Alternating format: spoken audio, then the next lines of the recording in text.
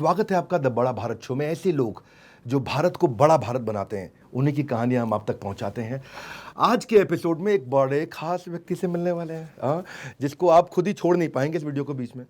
Police विभाग में कुछ ऐसे लोग हैं जिन्होंने जनता के डर को खत्म किया है। उन्हीं में से आज एक व्यक्ति नवनीत सिकेरा से आपको मिलवाने जा रहे हैं। Additional director general of police Uttar Pradesh में, encounter specialist, super cop, inspiration behind आपने देख ली होगी वो वेब सीरीज भौकाल। भौकाल सीजन 1, 2, क्रिमिनल्स इनके नाम से आज भी थर थर कांपते हैं। मुजफ्फरनगर में क्राइम का पूरा सफाया कर दिया और इनोवेटर हैं, रिफॉर्मर हैं, मोटिवेशनल स्पीकर हैं। और आज इनकी लाइफ से कुछ समझेंगे, इनके जीवन के संघर्ष को समझेंगे, कितना आसान है, कितना मुश्किल है नवनीत सिकेरा बनना। कौन है नवनीत सिकेरा, इनकी स्ट्रगल और सक्सेस स्टोरी से शुरू करते हैं। सर, पहले तो आपका बहुत स्वागत है। Thank you so much. आपने इतना बड़ा परिचय दे दिया है कि मुझे लग रहा है मैं बहुत बड़े वजन के नीचे दब गया हूँ। अरे यार, ये आपकी विनम्रता ना मुझे बहुत प्रभावित करती है, क्योंकि मैं इस वीडियो से पहले भी इनसे थोड़ी देर मिला था। पर सबसे पहले कहते हैं कि कॉमन मैन उस दिन सुपरमैन बन जाता है जिस दिन वो अपनी ताकत को पहचान लेता है, जिस दिन वो अपनी स्ट्रेंथ को पहचान लेता है। आप ऐसे गांव से आए हैं जहां बिजली भी बहुत समय बाद पहुंची है। शायद अभी 2015 के बाद, हमारे प्रधानमंत्री की एक योजना के बाद, मैंने सुना आपके गांव में बिजली पहुंची है। इतना स्ट्रगल आपने किया आपके गांव में, क्या कभी आपने सोचा था कि आप एक ऐसे सुपर कॉप बन जाएंगे? आपको अपनी स्ट्रेंथ का कब पता लगा? विवेक जी, ऑनेस्टली बताऊं, जहाँ पे हम लोग जहाँ से आते हैं वहाँ पे बड़े ड्रीम्स देखे नहीं जाते हैं। वहाँ पे तो हमारे यहाँ जो ड्रीम होता है मैक्सिमम ये होता है कि पुलिस में हम अगर भर्ती हो जाएं, that is the constable level, या आर्मी में सोल्जर बन जाए, वी आर डन। क्योंकि उससे बड़ा कुछ देखा नहीं आपने। Until unless there is some inspiration, आप कुछ देखो, आप ड्रीम कहाँ से बनाओगे? तो इसीलिए मैंने कहा था आपसे कि आप जो लोगों को, बच्चों, जो आजकल के बच्चे हैं, उनको जो आप ड्रीम दिखा रहे हैं, ये बहुत बड़ा काम कर रहे हैं और इससे बहुत बड़ा लाभ होगा। क्योंकि बच्चों को ड्रीम देखना ज़रूरी है और ड्रीम को कैसे पाना है, वो रास्ता चुनना ज़रूरी है। वो रास्ता आप दिखाने का काम कर रहे हैं। तो this is something absolutely stunning. मतलब यही तो गुरु का काम है। गुरु गोविंद दो खड़े, आप गुरु का काम कर रहे हैं। अरे अरे, thank you, so kind of you. ये एक जो आपकी सुपर कॉप की छवि आपकी बातों में भी दिखती है, एकदम फिट एंड स्ट्रांग, बिल्कुल स्ट्रांग स्पाइन आपकी। अभी आप अर्ली 30s में लगते हैं देखने में। उम्र कितनी है आपकी? हाँ, that is I am ADG no, I am 50+। 50+? Yes. लेकिन मुझे विश्वास नहीं हो रहा था, तो मैं कैमरा पे पूछना चाहता था आपसे। किसान परिवार में आपका जन्म हुआ और आप 12वीं तक हिंदी मीडियम में पढ़े। हंसराज कॉलेज में मैंने सुना एडमिशन के लिए आपको क्लर्क ने वहाँ फॉर्म भी नहीं दिया। हिंदी मीडियम से आप आए थे, क्लर्क ने आपको फॉर्म भी नहीं दिया, सरकास्टिक तरीके से आपको भगा दिया। पहले मैं वहाँ से बात करना चाहता हूँ, हंसराज में एडमिशन नहीं मिला, कैसा लगा आपको? देखिए, होता क्या है कि जब आप छोटी जगह से निकल कर आते हैं तो बहुत डरे हुए होते हैं। इतना डर लगता है कि, और ख़ासतौर से जो एक डर हिंदी बेल्ट वालों को होता है वो इंग्लिश लैंग्वेज का होता है। आप कितने भी स्मार्ट सही, सामने वाले ने अगर एक सेंटेंस इंग्लिश में बोल दिया तो आपका सारा कॉन्फिडेंस शैटर कर जाता है। ये एक सच्ची बात है। अब जो आपने बात पूछी वो ये थी कि हुआ ये कि 12th मैंने गवर्नमेंट इंटर कॉलेज से किया, हिंदी बेल्ट से किया, यूपी बोर्ड से किया। यूपी बोर्ड में नंबर बड़े कम आते हैं। तो उसके बाद जो है चारों तरफ जाना शुरू किया कि भाई हम आगे क्या एडमिशन लें, कहीं पे लें। तो बस यही था, 12th कर लिया, अब कहीं बीएससी करो या बीए करो जाके, that is the simple thing. तो उसमें मैं जगह जगह भाग दौड़ के कर रहा था। तो मैं छोटा था, मैं ही जाता था। तो एक बार रात को बस में बैठे, सुबह सुबह आईएसबीटी पहुंच जाते थे। आई मीन रुकने रुकाने की कोई जगह होती नहीं थी।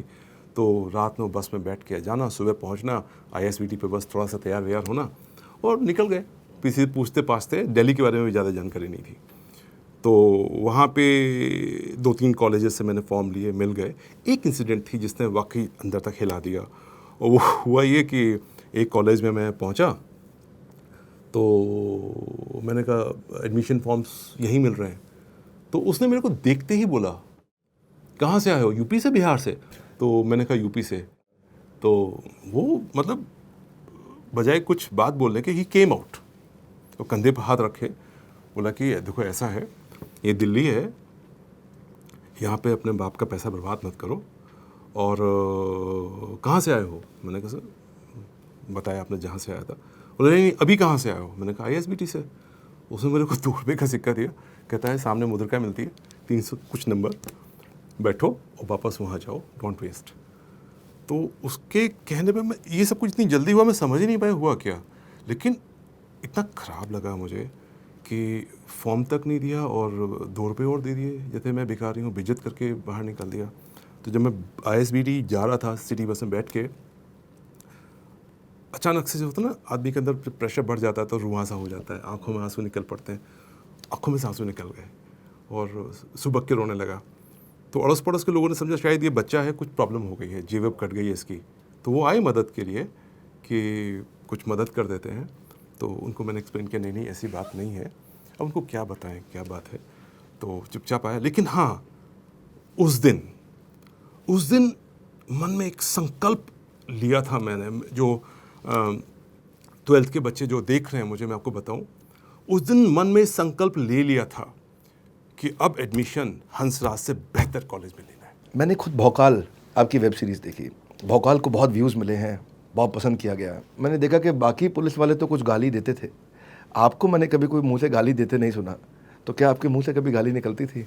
मैं जनरली नहीं देता हूँ, ऐसा नहीं है कि गालियाँ देना मुझे आता नहीं है।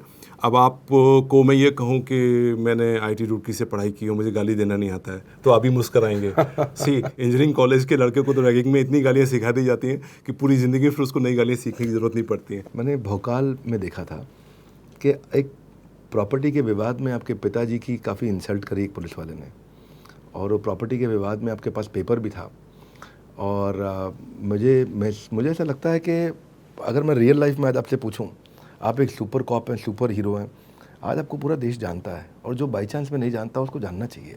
हाँ, ये नवनीत सिखेरा है, इन्होंने जो काम किया मुजफ्फरनगर में, वो आप देखिएगा सीरीज़ में, आप समझेंगे। लेकिन मैं पूछना चाहता हूँ कि क्या आज भी वो दर्द है आपके मन में, जो पिता की बेइज्जती हुई आपके सामने? क्योंकि बेटे के सामने होना, पिता की इंसल्ट, ये बहुत तकलीफ़ देता है। वो एक टर्निंग पॉइंट था, और वो पहला मेरी लाइफ का, मेरे पिता के लाइफ का, हमारे कजन्स का। उन्हें कागज़ उठा के मुंह पे मारे थे। हमारा पहला मौका था जब हम पुलिस के ऑफिस में गए थे। पुलिस से दूर दूर तक कोई मतलब नहीं, दिस इज फर्स्ट टाइम। और हुआ ये था कि जब मेरे फादर बिल्कुल he was 59 years old, retirement के बहुत करीब थे, तो उन्होंने कहा कि मैं अब जो मुझे ग्रेजुएटी वगैरह मिल रही है, मैं उससे एक मकान बनवा लेता हूँ। तो उससे पहले गांव में रहते थे, या हम लोग किराए के मकान में रहते थे। पूरा परिवार एक कमरे के मकान में रहा है। मेरी सारी पढ़ाई एक कमरे के मकान में हुई है, और इसीलिए मुझे रात में जगने की आदत है, क्योंकि दिन में शोर होता था, मैं रात में पढ़ता था। जब वहाँ पहुँचे तो it was not small piece, middle class family, गाँव देहात के लोग, और we were registered, everything was on paper, but the way rudeness जिसे कहते हैं पुलिस की, वो भी उनको सोचना चाहिए कि जो इंसान आया है उसके बच्चे साथ बैठे हुए हैं, कम से कम बच्चों के सामने तो इंसल्ट ना करो, ह्यूमिलेट ना करो। And but he did it. मेरे फादर जब बहुत मतलब जब काफ़ी उन्होंने बुरा भला बोल दिया, तो मेरे फादर ने बड़े उससे कहा कि सर, अगर आप मेरी मदद नहीं कर सकते। इनफैक्ट मैं आपको बताऊं, मुझे वर्बेटिम याद है, ऐसी इतना अपमान जो उसने किया, वो 10 मिनट मेरे जीवन में एक एक शब्द वर्बेटिम मुझे याद है कि उसने क्या बोला। मेरे फादर ने, मेरे सामने पिक्चर चलती है आज भी। वो एक बहुत गहरा दर्द है अंदर दिल के, लेकिन ईश्वर ने बहुत अच्छे से उसको निभाया।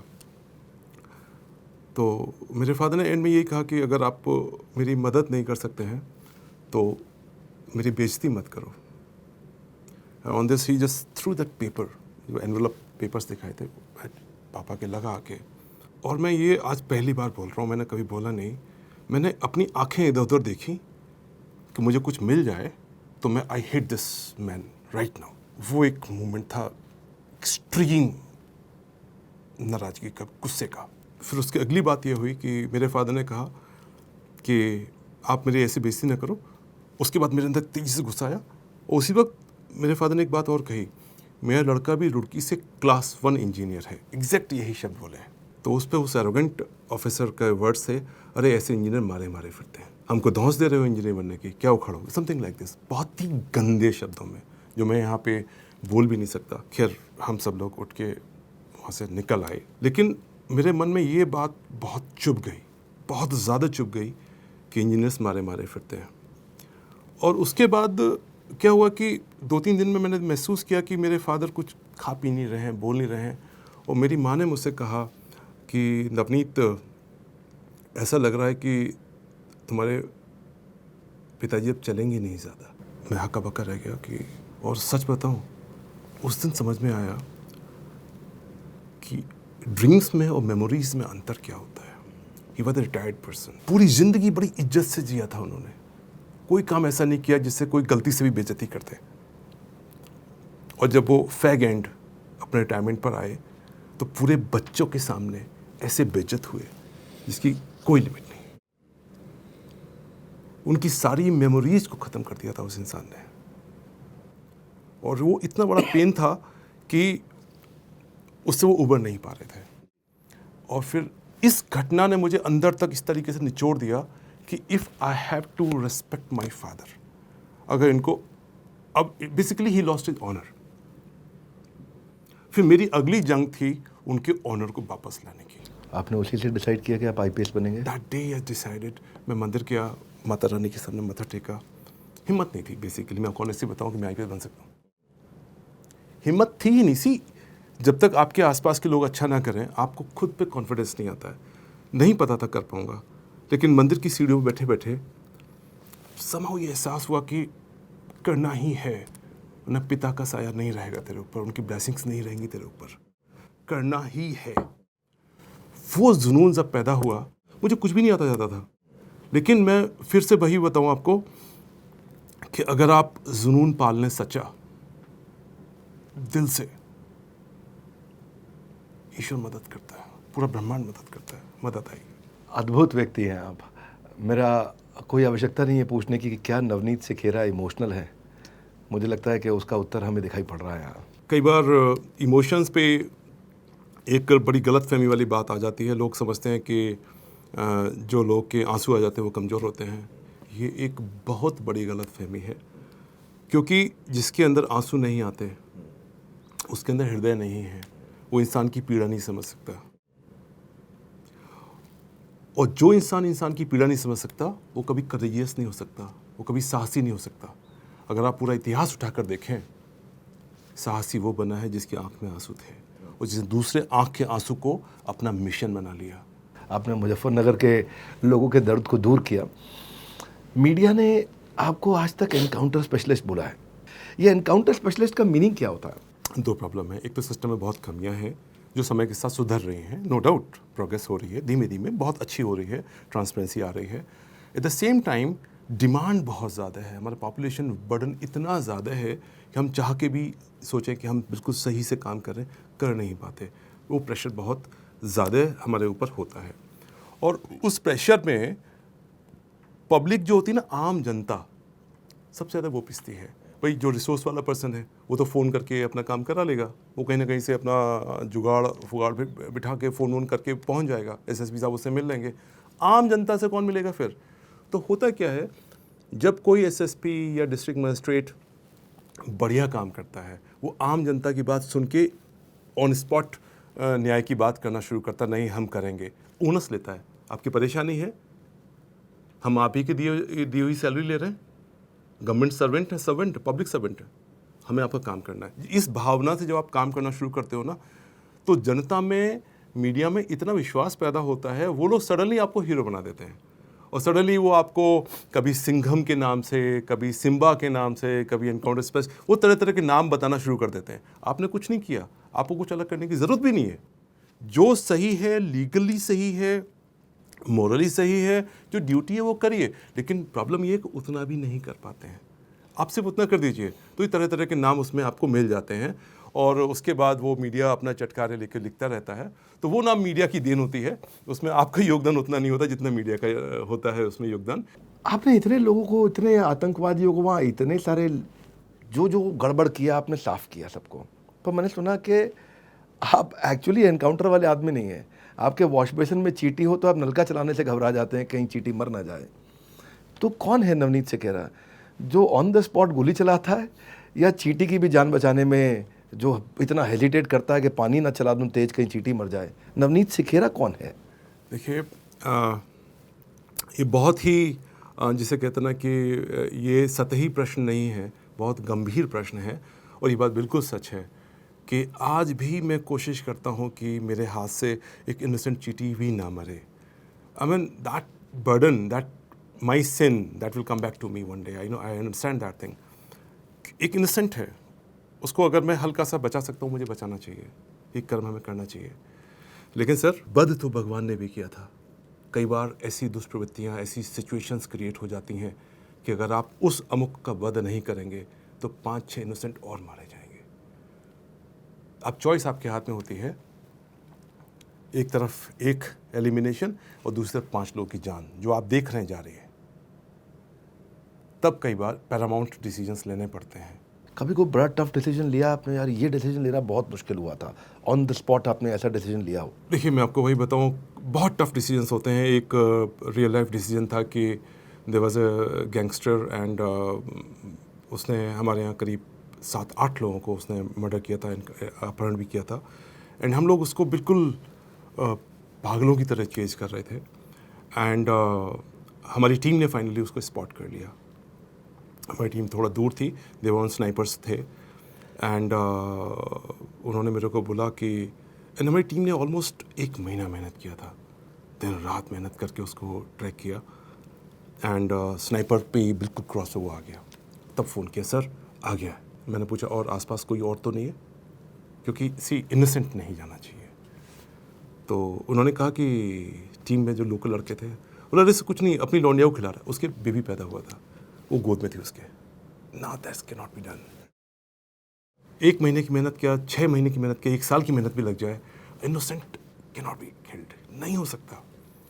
आई सेड नो, नथिंग डूइंग, आप नहीं करेंगे इसको, कम बैक।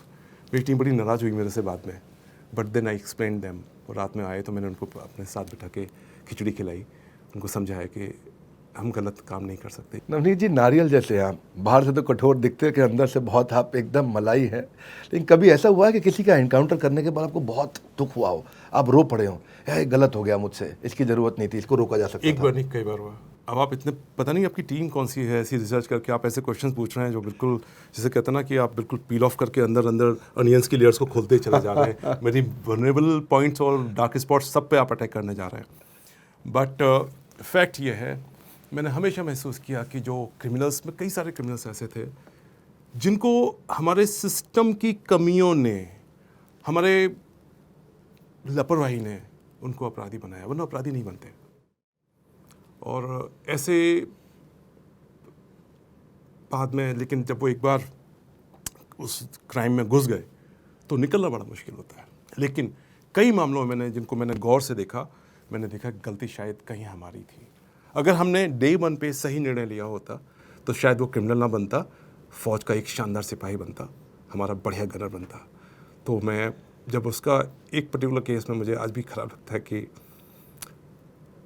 उसके पास से ना, जब ये सब हो गया, उसके वॉलेट में से ना अपने भाई का फ़ोटो था, भाई की यूनिफॉर्म पहन के फ़ोटो खिंचवाया हुआ था। उसका भाई पुलिस में सिपाही था। आप सोचो, जब आप, उसने अगर यूनिफॉर्म पहनी होगी तो उसका ड्रीम एक पुलिस वाला, एक फौजी बनने का रहा होगा, but he ended up as a criminal. उसको रोका जा सकता था, but there is a problems. मुझे लगता नहीं दूसरे नवनीत सिकेरा शायद मैं इस जीवन में देख पाऊंगा, ऐसे अद्भुत व्यक्ति हैं ये। थोड़ा आप जल लीजिए, आपका चेहरा देख करके मैं खुद बहुत इमोशनल हो गया हूँ आज आपको देख के। नो, पुरानी यादें आप दिला रहे हैं। बेसिकली आप मैनेजमेंट गुरु है ना, तो आप पर्सनैलिटीज़ को पील ऑफ करना जानते हैं कि how to get to the vulnerabilities. You are touching my vulnerabilities. मैं पूरा प्रयास करूँगा। लेकिन क्या है कि ये जो काम आपने किए हैं इतने अद्भुत हैं। मैं थोड़ा आसान करता हूँ, शिफ्ट करता हूँ, एक कहानी के बारे में जानना चाहता हूँ मैं। एक कोई रमेश कालिया थे, 2005 में आप उनका एनकाउंटर करने निकले थे, और उनका एनकाउंटर करने निकले तो आप लोग की टीम जो है नकली बाराती और नकली दूल्हा और नकली दुल्हन बन गए। जो आपके यहाँ पुलिस वाली मैडम थी उनको दुल्हन बना दिया, और जो वहाँ एक कांस्टेबल थे उनको दूल्हा बना दिया, और पूरी शादी के बारात लेके निकले और उनके घर पे जाकर के फिर उनको पकड़ा आपने। तो ये मतलब ये कैसे करते हैं आप ये प्लानिंग, ये एनकाउंटर की ऐसी प्लानिंग, ऐसी स्ट्रैटेजी?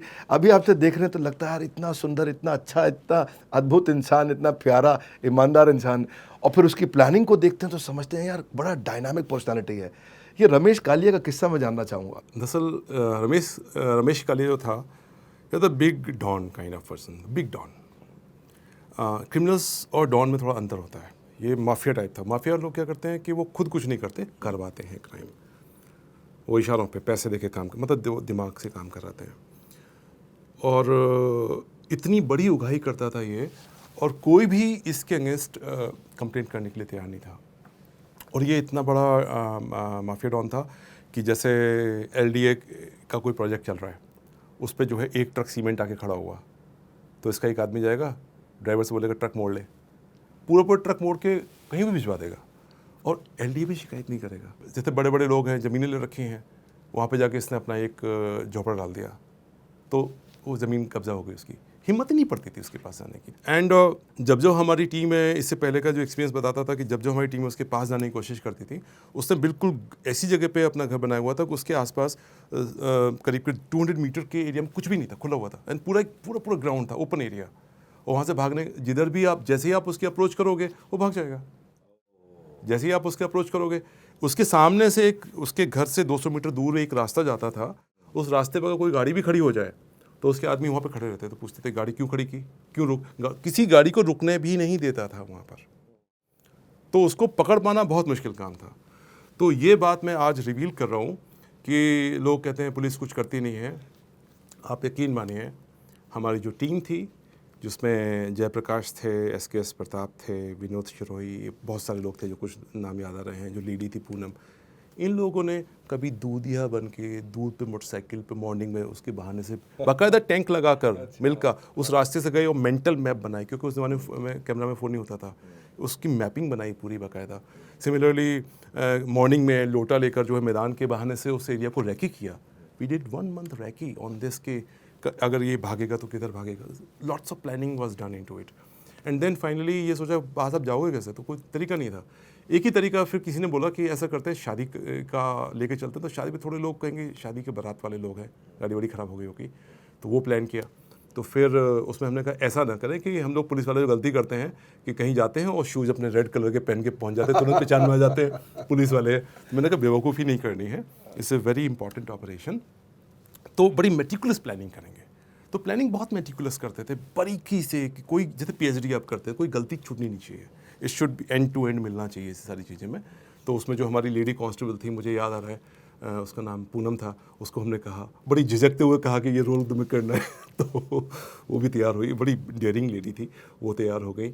तो उसके बाद फिर एक तो उनको दुल्हन बनाया गया। हाँ, उनको प्रॉपर बाकायदा मेहंदी वेदी लगा के दुल्हन बनाया गया, ताकि सब पूरा जो हाथ में कुछ कड़ा बड़ा होता है, पूरा प्रॉपर पंडित जी को बुला के हमने पूरा गेटअप तैयार किया उनका, ताकि कहीं किसी को डाउट ना हो। वो जो पेपर होते हैं ना, राहुल वेट्स फला करके जो होता है, वो भी गाड़ी पे चिपकाए गए थे। वो पुरानी सी गाड़ी ली थी, जिससे कि मारुति टाइप गाड़ी थी, जिससे लगे कि गाँव की शादी है। तो इस तरीके से वहाँ पर हम लोग पहुँचे थे। तो गाड़ी वहाँ पहुँचा के खड़े हुए। हाँ, गाड़ी वहाँ पहुँचा के थोड़ा सा उसमें से धुआं निकाल दिया गाड़ी में से, तो वो लोग आ गए तुरंत कि ये धुआं कैसे निकल रहा है।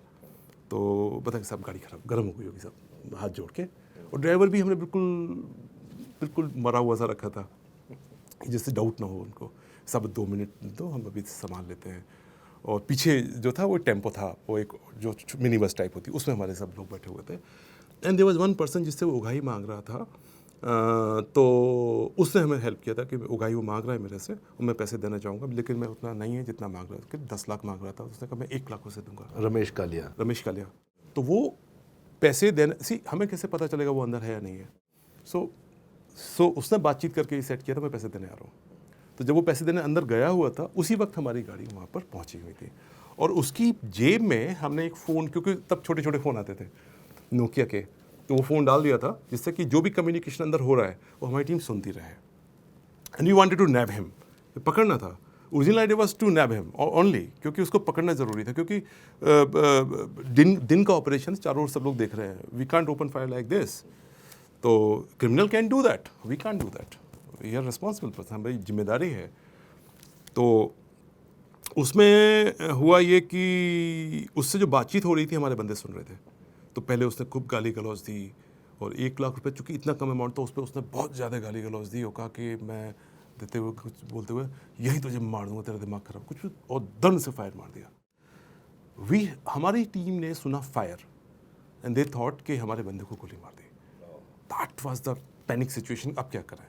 तो वो तुरंत जो है गुलदस्ते होते हैं ना बड़े बड़े फूल, उन AK-47 के ऊपर गुलदस्ते सजाए हुए थे टीम ने, then they charge on them. जब हमारी टीम ने चार्ज किया तो चूंकि डिस्टेंस 100-200 मीटर था, they saw it somebody is charging, then there was open fire, broad day light, and this firing continued for around good 10 minutes. काफ़ी firing हुई एंड उस फायरिंग में जो है we were very well prepared. हमारे सब लोग, everyone, all of us were in bullet proof jackets, proper full jackets, complete jackets में थे, और साफे के नीचे हमारे हेलमेट्स जो बेल्ट होती है वो लगा रखी थी। तो it was a grand success. और उसके बाद उसका फ़ायदा ये हुआ कि उसके बाद लखनऊ में कोई माफिया क्रिमिनल का उधर आने का हिम्मत नहीं पड़ता था, क्योंकि जब डॉन ही चला गया तो फिर बाकी कोई क्या करेगा जाके। तो पब्लिक को बहुत राहत मिलती थी, उससे सुकून मिलता था, पब्लिक चैन से सोती थी। कई बार वो लोग आके बताते थे कि सर अब हम चैन से सो रहे हैं, तो अच्छा लगता था। इट गिव्स नो किक मिलती है आपको कि हाँ चलो मैं जो तनख्वाह ले रहा हूँ मैं उसको मतलब निभा रहा हूँ। आपका करियर लगभग 26 साल का हो गया है। हाँ, ऑलमोस्ट। ये 26 साल के करियर में अब आपने मतलब बहुत सारे इस तरह के लोगों को साफ किया है, हमने देखा समझा, आपके करियर के बारे में मैं पढ़ रहा हूँ, समझ रहा हूँ। क्या कभी कुछ ऐसा भी हुआ नवनीत सिकेरा की लाइफ में कि उनको लगता है कि यार मुझसे ये गलती हो गई, ये नहीं होना चाहिए था, ये मुझसे बड़ी भारी भूल हो गई है? कोई ऐसा किस्सा आपको याद आता है जो आपको लगता है कि आज भी आप महसूस करते हो? पुलिस की लाइफ में ना वेरीड एक्सपीरियंस आपको मिलते हैं, और मैं कभी अकेले बैठ के मैं सोचता हूँ तो मुझे लगता है कि ज़्यादातर काम मैंने सही किए, लेकिन कई बार मैंने गलती की जोश में आके, तैश में आके। और एक गलती मुझे याद है आज भी। मैं यंग ऑफिसर था, बिल्कुल young, and it was a real hot chase. मैं अपने सब इंस्पेक्टर के साथ, हमारी टीम के साथ दौड़ रहे थे हम लोग, और दौड़ते दौड़ते अचानक एक स्पॉट पे जाके जो ऑफेंडर थे 2 गायब हो गए, एकदम से गायब हो गए। तो सब लोग एकदम से, अचानक कैसे गायब हो सकते हैं, क्योंकि किसी भाग रहे हैं तो कहीं तो दिखोगे ना, ब्रॉड डे लाइट है, शाम का समय है, मतलब रात भी नहीं है, दिखना चाहिए। वहाँ पे एक स्टेयरकेस था, सीढ़ियाँ ऊपर जा रही थी। तो चूँकि हम लोग भाग के आए थे, सांसें भी फूली हुई थी और हॉट चेस था, तो वहाँ पे सीढ़ी के पास एक कोई नीचे छोटा दुकानदार, उसकी एज रही होगी 50-55, मुझे आज भी याद है उसकी शक्ल। तो उससे मैंने पूछा थोड़ा सा धमकाते हुए, ओए तूने किसी को देखा जाते हुए? तो उसने बैठे बैठे जवाब दिया। तो हमारे किसी को कांस्टेबल ने कहा खड़े होकर बात कर, तो बेचारा खड़ा भी हो गया। It was a very poor fellow. तो मैंने उससे भी पूछा, मुझे अच्छे से याद है, कि किसी को ऊपर जाते हुए देखा? तो उसने कहा कि नहीं, हमें कुछ नहीं पता। And I lost my temper, और जोर से चांटा मार दिया मैंने उसको। वो 50-55 का रहा होगा, और वो इतनी जोर का चांटा लगा उसके, बेचारा ऐसे करके ऐसे नीचे बैठ गया, खड़ा नहीं हो पाया। उसके बाद वो गलत हुआ, उसको थप्पड़ नहीं मारना चाहिए था। ये वो नवनीत सिकेरा हैं जिन्हें बचपन में अंग्रेजी नहीं आती थी, 6ठी क्लास में A for apple, B for boy, C for cat सीखा, लेकिन आगे चल के मैंने सुना, क्या ये बात सही है कि आपने कनाडा में जाकर के अंग्रेज़ों की यूनिवर्सिटी में उनको अंग्रेजी सिखाई है? आप एक सुपर कॉप हैं। अगर मैं आपको एक नई पावर देना चाहूँ, आपको एक सुपर पावर आपको दे सकता हूँ, तो आप वो कौन सी चीज़ करना चाहेंगे? फैमिली और ड्यूटी आपके लिए पहले क्या आता है?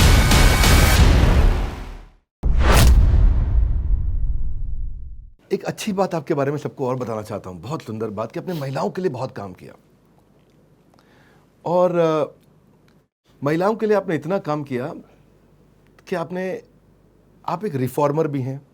आपने इतने सुंदर आपने इनोवेशंस लाके शुरू किए। 1090 भी आपने यूपी के अंदर पहली बार आप ही ने शुरू किया था। मैं आपको बताना चाहता हूँ एक्सटेंट ऑफ द प्रॉब्लम, और सबसे इम्पॉर्टेंट डेटा जो उसमें बताना चाहूँगा मैं आपको, नेशनल क्राइम रिकॉर्ड ब्यूरो का, कि जैसे फॉर एग्जांपल रेप के ऊपर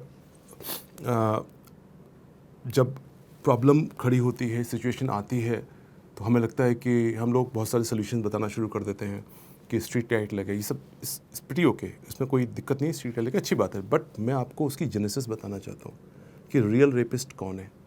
आप नेशनल क्राइम रिकॉर्ड ब्यूरो का डेटा उठा के देखिए, पूरे देश में जितने रेप होते हैं बमुश्किल से 10% रेप केस रजिस्टर होते हैं, ठीक है, और जो रजिस्टर हो रहे हैं उनमें से 95% केसेस में जो ऑफेंडर है वो उस लड़की का फैमिलियर होता है, परिवार में होता है, परिवार का होता है, रिश्तेदार होता है, चचा ताऊ होता है या उसका कज़न होता है। तो जो असली प्रॉब्लम है वो हमारे घर के अंदर है सर, बाहर नहीं, वो हमारे जहन के अंदर है, उसको लड़ना है। तो जो विमेन पावर लाइन था वो यही था कि उस जहनियत को चेंज करना है, उसमें ये चीज़ लानी है कि लड़कियों के अंदर ये जोश भरना है, चुप्पी तोड़ो खुलकर बोलो। जब आप एक आईजी वुमेन पावर लाइन थे, उस समय आपकी एक लाइन थी कि लड़कियों को अगर तुमने छेड़ा तो तुम्हें पाताल से ढूंढ लाऊंगा, और ये इसने बड़ा कॉन्फिडेंस दिया था हमारे लोगों को कि अगर लड़की को छेड़ा तुझे पाताल से ढूंढ के ले आऊँगा। ये आप में ये मतलब क्या हुआ था, आपने ये बात बोली, और ये कैसे, मतलब आप थोड़े जिद्दी जुनूनी व्यक्ति लगते हैं कि पाताल से ढूंढ लाऊंगा। मतलब नॉर्मली ये अगर इतना से देखा जाए तो खाली हमने फिल्मों तक ही देखा था, रियल लाइफ में नहीं देख पाया ऐसे सुपर कॉप। मैं आपको बताऊं, अभी मैं विमेन पावर लाइन में नहीं हूं, लेकिन अभी भी बहुत सी लड़कियां, महिलाएं, बच्चियां मेरा ईमेल ढूंढकर या फेसबुक ढूंढकर मुझे कहती हैं आपने ये वीडियो में कहा था, वो आप मेरी हेल्प करो। तो फिर मैं उनकी पूरी कोशिश करता हूं कि आपको अगर ये अपेक्षा है और अगर मेरी बात से आपके अंदर हिम्मत आई है, I think mission is if not fully. एक जगह आपने कहा था कि अगर तुमने अपना व्यवहार ठीक नहीं किया तो मैं तुम्हारा व्यवहार ठीक कर दूंगा। नहीं, सी देखिए, मैं आपको एक थोड़ी सी अलग बात बताना चाहता हूँ कि होता क्या है, लड़की पहली बार जब तक वो 10th 12th में है तब तक उसको इतनी दिक्कत नहीं आती है, लेकिन जब वो पहली बार सिटी बस में बैठती है ना, जब कॉलेज जाती है, प्रॉब्लम तब शुरू होती है। और होता है उसमें भी क्या है कि लड़की को बचपन से सिखाया गया है तो मैं टॉलरेट करना, इग्नोर करना है, तो जब लड़का खड़ा होके पीछे से कमेंट मारता है तो वो सिर्फ इग्नोर करती है। फिर लड़का पास आके खड़ा हो जाता है, उसकी सीट के पास आके खड़ा हो जाएगा, तो जब वो पास आके खड़ा हो जाएगा तो वो और ज़्यादा सकचा जाएगी, चुप हो जाएगी। जब वो फिर बिल्कुल सर पे खड़े होकर कमेंट मारेगा तो फिर वो विंडो से बाहर देखेगी, क्योंकि उसको सिखाया हमने ये है कि टॉलरेट करो, इग्नोर करो, टॉलरेट करो। सो अब आप देखो, क्राइम प्रोग्रेस कर रहा है ये धीमे धीमे करके, क्राइम एकदम से नहीं हो रहा है और उस लड़के को रोकने वाला कोई नहीं है। तो विमेन पावर लाइन जो काम करता था वो उसको जो स्टेपिंग स्टोन होते, जब आप प्रोग्रेस कर रहे हो क्राइम की ओर जा रहे हो, किया नहीं है आपने, तब रोकते थे। So basically the idea was to prevent the crime, कि आप करोगे तो हम आपको फिट कर देंगे, आपको हम करने नहीं देंगे क्राइम, वो आपका रिकॉर्ड हमारे पास है। एंड अगर आप हमारे रिकॉर्ड में आ गए तो आपको जॉब नहीं मिलेगा, आपको पासपोर्ट नहीं मिलेगा, आपकी ज़िंदगी क्यों बर्बाद कर रहे हो भाई, फोकस करो पढ़ाई लिखाई पर। आपके बारे में एक और ख़ास बात जो शायद लोगों को नहीं पता होगी, ये वो नवनीत सिकेरा हैं जिन्हें बचपन में अंग्रेजी नहीं आती थी, 6ठी क्लास में A for apple, B for boy, C for cat सीखा, लेकिन आगे चल के मैंने सुना, क्या ये बात सही है कि आपने कनाडा में जा कर के अंग्रेज़ों की यूनिवर्सिटी में उनको अंग्रेजी सिखाई है? वो बाई चांस था, ऐसा नहीं है कि मैंने उनको इंग्लिश लिटरेचर वगैरह पढ़ाया हो, वो तो लोग बढ़ा चढ़ा देते हैं, ऐसा नहीं था। हुआ ये कि ISB का एक्सचेंज प्रोग्राम आप जानते हैं होता है, तो मैं वहाँ पर टोरंटो में था, तो मेरे पास काफ़ी टाइम फ्री होता था, सिर्फ 2 दिन क्लास होती थी, बाकी टाइम फ्री होता है। एक्सचेंज में तो 2 क्लासेस होती हैं। तो मैंने एक दिन देखा कि वहाँ पर $50 पर आवर करके GMAT ट्यूटोरियल्स चल रहे हैं, तो मैंने कहा टाइम फ्री है और $50 ही मिल जाएंगे, पढ़ा लेते हैं। तो मैं वहाँ पढ़ाना शुरू कर दिया। तो I used to teach maths, जिसको वहाँ क्वांट बोलते हैं। मैथ्स मेरा अच्छा था, बचपन से अच्छा था, तो मैं मैथ्स पढ़ाता था, मैथ्स में कंफर्टेबल था, मैथ्स में पढ़ाता था। फिर क्या हुआ, एक दिन वहाँ पे जो मेरे बाद जो बर्वल पढ़ाता था, इंग्लिश लैंग्वेज पढ़ाता था, वो टीचर आया नहीं। उसका मैसेज आ गया कि उसको नहीं आना है, I mean he was stuck up somewhere. तो अब जो वहाँ पे जो लोग थे मैनेजमेंट वाले, वो लोग मेरे पास आए कि सर बड़ी दिक्कत हो गई है, can you teach them English, can you take 1 more class. मैंने कहा कि of the same subject maths. बोले नहीं इंग्लिश। मैंने कहा सवाल ही नहीं पता होता। मैंने अपनी बेइज्जती थोड़ी करानी है अंग्रेजों के सामने इंग्लिश पढ़ा के। तो देन द लेडी परस्यूड मी कि आप जैसे भी हो 1 घंटा पढ़ा दीजिए उनको। तो मैं थोड़ा सा स्ट्रेस में आ गया। फिर मैंने सोचा कि अब इतना रिक्वेस्ट कर रहे हैं ये लोग तो पढ़ा देते हैं।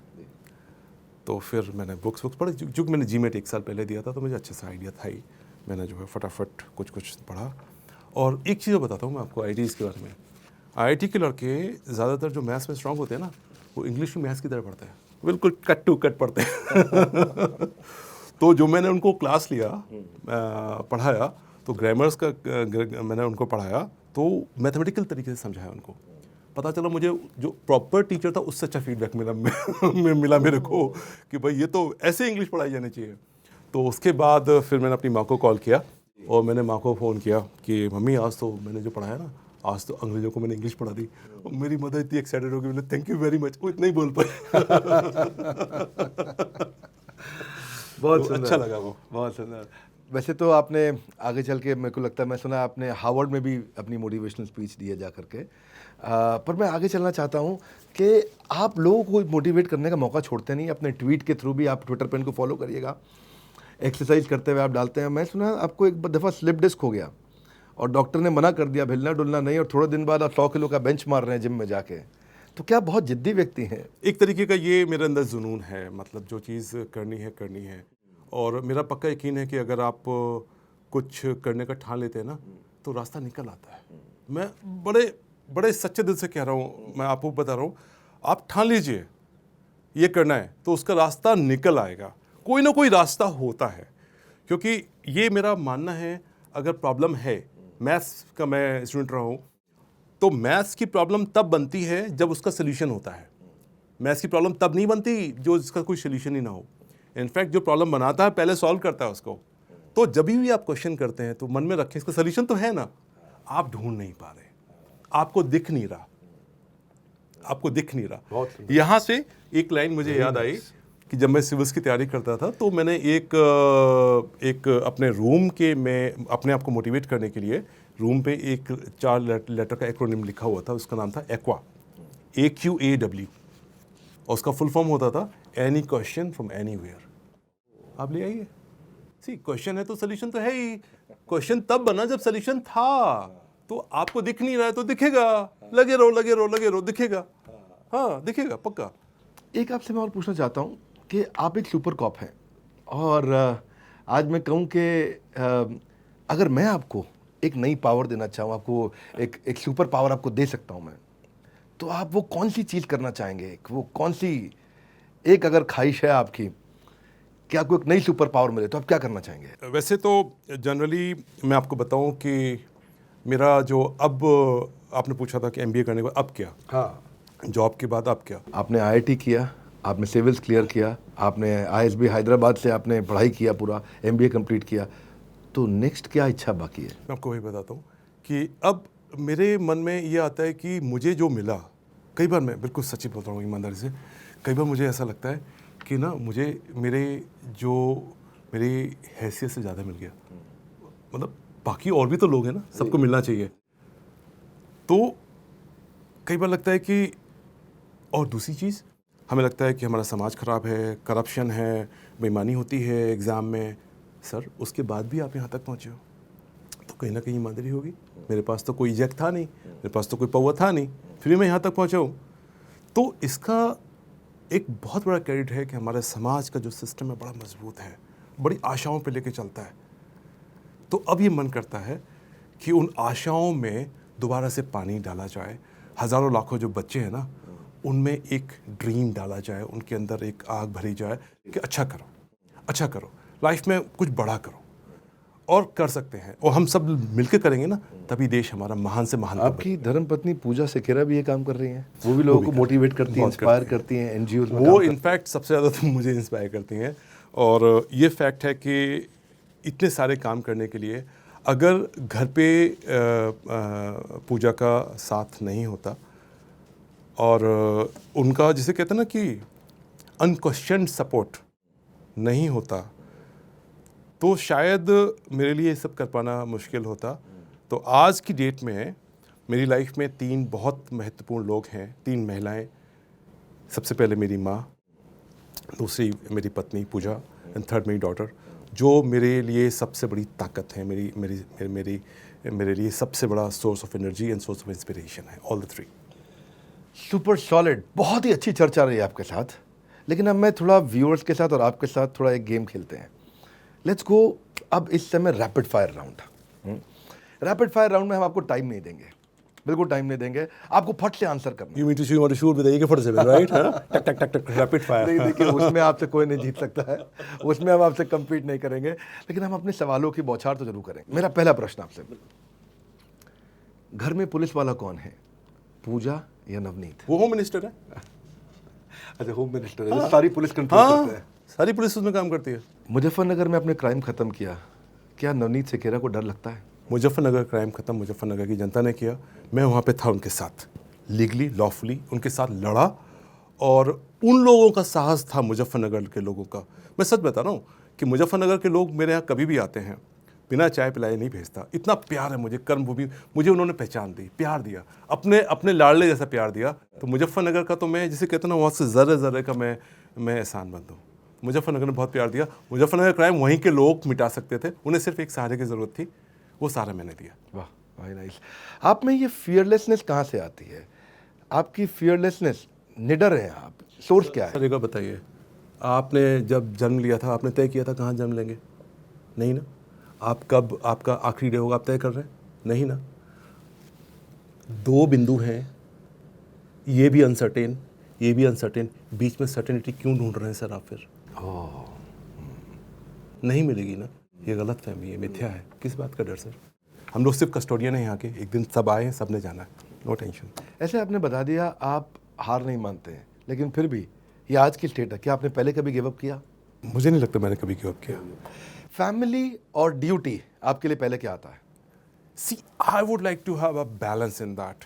कई बार मैंने फैमिली को आगे रखा, कई बार मैंने ड्यूटी को आगे रखा।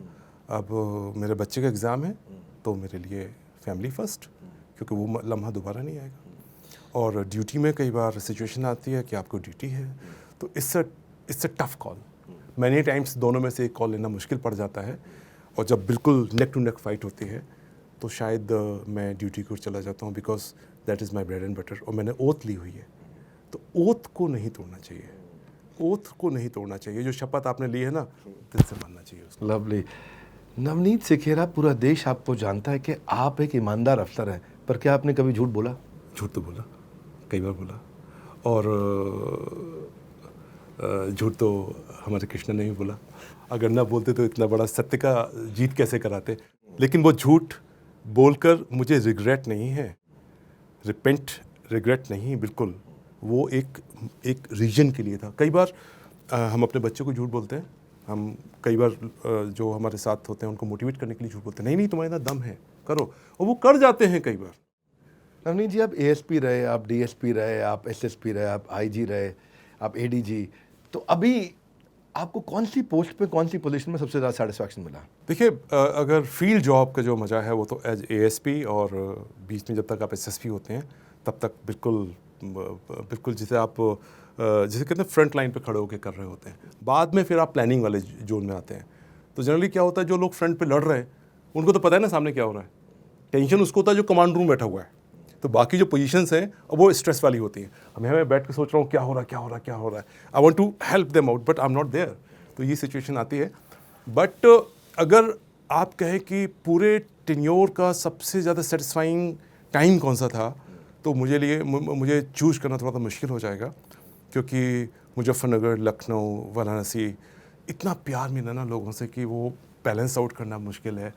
वैसे तो स्ट्रैटेजी ऐसी होनी चाहिए कि जहाँ भी कहीं क्राइम हो तो ये अनाउंसमेंट कर दें कि नवनीत सेखेरा जी यहाँ फील्ड पे आ रहे हैं, तो वो डर के मारे वैसे ही ख़त्म हो जाएगा। बहरहाल आगे पूछता हूँ आपसे कि वेब सीरीज़ के बाद आपको क्या लगता है, अब आपको बॉलीवुड में आना चाहिए? इसी देखिए, लेकिन आपको बात बताऊँ, the real story, the real thing was more enterprising, it was more thrilling. real life में जो थ्रिल था वो बहुत ज़्यादा होता है। वो फियर, वो इमोशन रियल लाइफ में बहुत ज़्यादा होता है। तो भौकाल में उतना भौकाल नहीं था? भौकाल एक वेब सीरीज़ के OTT प्लेटफॉर्म को माइंड में रखकर बनाई गई थी। कंपेयर करें रियल लाइफ से तो मुझे लगता है कि रियल लाइफ में ज़्यादा थ्रिल था। अच्छा चलिए, मोहित रैना ने क्या नवनीत सेखेरा का रोल ठीक से निभाया? नहीं, बहुत अच्छा निभाया। And Mohit Raina is a very good actor. बस मेरी थोड़ी सी उनसे बहुत छोटी सी कंप्लेन ये थी कि वो हंसते कम है। मैं तो बहुत हंसता हूँ। इतना स्ट्रेस लेकर अगर आप काम करेंगे तो काम नहीं हो पाएगा। टीम के साथ हंसना, मुस्कुराना, उनके साथ गले में हंसना भी ज़रूरी है। आपकी पूरी लाइफ फिल्मी जैसी है। आप क्या हिंदी फिल्में भी बहुत देखते हैं, और अगर आप देखते हैं तो आपकी फेवरेट हिंदी फिल्म कौन सी है? मैं हिंदी फिल्में बहुत देखता हूँ, और मुझे एक मूवी बहुत पसंद है जिसको मैं मुझे लगता है शायद 40-50 बार देख चुका हूँगा। वो है लगे रहो मुन्ना भाई। बड़ी प्यारी मूवी है। ओके। बहुत प्यारी मूवी है एंड ब्रिलियंट मूवी। और इंग्लिश में एक मूवी है, उसको भी मैं करीब 30-40 बार देख चुका हूँ। ये थोड़ा पागलपन है, जो चीज़ पसंद आती है उसको मैं 50 बार देखूंगा, अदरवाइज नहीं देखूंगा। That is 300 लियोनार्डिस। उसको भी मैंने करीब। भौकाल कितनी बार देखी? भौकाल मैंने एक बार देखा, और देख के मैं बोर हो गया। क्योंकि मैंने उस ज़िंदगी को जिया है, तो मुझे हमेशा उसमें कमी नज़र आती है। नहीं ऐसे नहीं था। तो अपने आप को देख पाना बड़ा मुश्किल काम होता है। लेकिन लगे रहो मुन्ना भाई एंड 300 वर्थ वॉचिंग मूवीज है। अच्छा, 2 प्रश्न और। आपको सबसे ज़्यादा नफरत किस चीज़ से है, और अगर कभी ऐसा हुआ है कि आपने गुस्से में अपना आपा खो दिया हो?